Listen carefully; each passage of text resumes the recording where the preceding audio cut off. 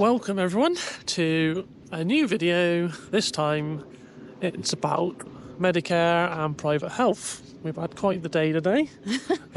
This is the People's Day, so it's ECA for Brisbane.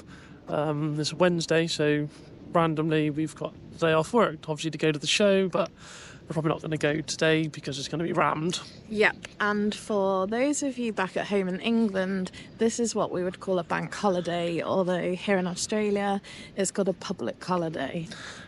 Yeah, so today, where do we start today? Well, this is the thing. Normally, because we're busy at work and stuff, we don't have time for all these appointments. But because it's been a bit of a funny week, because actually what happens this week with the ECA is that different suburbs have different public holidays. So, for example, the kids were off school on Monday because of the area that we live in. However, the area that we work in didn't have the public holiday until today. So today kids have gone to school, but we've got public holiday. And so basically that means that everything's still sort of running, all of the trains are running, everything's still open, and it's all a bit weird. But it's been raining all day. Yeah, let me just say, if you remember our last video of this area, the sun was out last time, so this time we've got a bit of an English theme going on. It's a bit, although it's still like almost 20 degrees, it's not exactly freezing cold, but no. Yeah, there's a lot. It does kind of flood quite quick here, doesn't it? Yeah, so definitely not a beach day today, so a day to get some things done. And yeah, what did we start off with this morning? We had a school trip to pick choices for our youngest school. So, you know, usual thing when you ask a teenager, what do you want to do when you're older? And you get the, well, I don't know. So yeah, trying to go to a school and pick subjects for that, and they don't know what they want to. Hold on, so you just get wet feet a minute. Yeah, so that started off early. Yeah, so then sent her on her way to school, and then it was time for our eldest to have an appointment at the optician. So she was sorting out her contact lens appointment, which was all covered on our private healthcare. Previous to that, she'd had an eyesight test, and the eyesight test was covered on Medicare. Yeah, so kind of that's what our video's about today. Like, we've done a few things under Medicare, a few things on a private health. Just kind of show you how kind of good and quick it is over here compared to obviously the UK. I know you've got the NHS where you don't really have to pay, but you do in a way. But yeah. So and then after that, so we have had a couple of things that have been bothering us on our eyes, and weirdly we had the same kind of thing on the same eye, but mine was much smaller. And so we popped into this place in the shopping mall who deal with like skin and lasering and stuff, just to ask the question. And the lady in there was amazing, and she took me in and just was able to help me straight away, and she didn't even charge me. So she's very eager, and she kind of enjoys getting gun card people, so it's like, okay. Yeah, so it was just like one of them calcium milk spots under my eye, but yeah, it was just annoying me. And then you've got a similar one, but yours is a bit bigger. A bit bigger, yeah. So she was a bit hesitant to have a go at it without getting it checked by a doctor. So we rang up earlier this morning, made an appointment same day for this afternoon, which we've just been to. They wanted it kind of looked at by an eye specialist because it's just a GP appointment. So he's done a referral straight away, and that's been faxed off. So just got to make an appointment for them. So that's pretty quick. Whereas compared to UK, I guess you kind of had to wait quite a bit longer for an appointment. So yeah. Yeah, and that appointment was like part billed. So it's quite confusing over here, but if something's bulk billed, that means, I think, basically that it's all covered on your Medicare. This was like partially billed. So basically we paid $75 for a 10-minute GP appointment, and some of that will come back as a refund on the Medicare.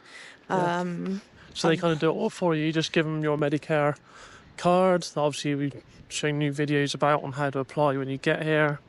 So they got details for that. So they kind of do it all for you, really, don't they? They've got the card details, so they'll put the claim through. Yeah. And it just goes back to your bank via Medicare. And we had a similar thing when one of us wanted to get an x-ray. So again, that was for braces, and a referral was sent straight through to the x-ray place from the dentist, and you could literally walk straight into the x-ray place, have an appointment there and then. That appointment worked in the same way as this GP appointment, so paid up front for the x-ray, and then part of it was refunded through Medicare. Yeah, so as you can see, it's pretty good over here, I'd say, for level of service. I mean, compared to the NHS, I know NHS has been flogged for years by people that don't. Yeah, and I think the whole reason why some of these GPs don't do full bulk billing is because they say that the Medicare rebate that they get doesn't cover the cost of their time or whatever, and so they have to charge more, which I think if we were doing that in UK, I mean, that doctor's surgery, the waiting room was completely empty. Yep. You go to any doctor's surgery in the UK or any hospital, it's full up with people 24/7. You try and make an appointment as soon as phone lines open, and it is literally engaged for hours. Yeah, people don't turn up to appointments. They're not charged if they miss them. People have to wait months for an appointment. Like, no wonder Britain's in such a mess. But yeah, that worked really well. And then yesterday we went to the dentist for our first appointment since we've been here. So normally back in UK, we went to a private dentist, and we would go every 6 months for like a checkup and a clean. It's kind of gone by the way because we've been so busy since we've been here. So it's been like 10 months since we've been to the dentist, but literally just called up, made an appointment, and then we were seen straight away. The dentist was really friendly. It was really nice. Good experience. You kind of didn't feel like you were getting taken advantage of as well, like the one back in England, they would literally do completely unnecessary x-rays and bits and bobs, whereas here they're very helpful, loads of parking. Yeah, and back in UK we had DEM plans, so I paid for my teeth by a DEM plan. I think I was paying about £40-something a month, and that would cover like 2 checkups and 2 hygienists, and then like if I needed x-rays and other stuff done. Here, the checkup and the clean, I think it should have been $200 each, which is about £100. But it was all covered on our private healthcare, so there wasn't anything to pay. Yeah, so the private healthcare is good. I mean, obviously it's quite expensive. I think the cover we've got is about $9,500 worth, so that's to cover all of us. But you've kind of got individual cover as well, so it's not like a family cover, so you've all got your own personal limit, so like you don't feel like it all comes out of one pot, which is pretty good, isn't it? Yeah, and the weirdest thing at the dentist, which doesn't happen in the UK, is that at the end we had a pot of fluoride to like swirl a bit like mouthwash and then spit out. It was all like foamy. That was weird. So yeah, another benefit of private health is tax related. So I think at the end of the financial year, do you not get a rebate on that? Not really a rebate, but it's like a deduction. So if you don't have a healthcare fund, then I think basically you pay yeah, you don't get so much tax back. Alright. But yeah, if you Well, that is one of the things anyway for visas. I think for most people when they're coming over, you have to have healthcare in place anyway. yeah. Don't you? So Yeah, so if you don't have a healthcare fund, you have to pay a Medicare levy, and if you do have a healthcare fund, you don't. yeah. So yeah, I think we kind of pretty happy with the healthcare system here. It's a lot easier to be seen, better service, I'd say. Yeah. There's a lot of variety of people. There's a lot of obviously melanoma's a biggie over here with the sun. So there's a lot of skin cancer clinics. There's loads of dermatologist places. There is a lot of GP surgeries, and there literally there's about 3 or 4 where we're to. Yeah, I can see that it could be a struggle if you probably haven't got any sort of extra money or savings, and you haven't got private healthcare, and you can't find anywhere that doesn't bulk bill, because paying that whole amount up front, obviously, you know, just a GP check is $75. If you're having something more complicated or longer than that, that's going to be a lot more up front. So yeah, I can see how that could be a problem for some people.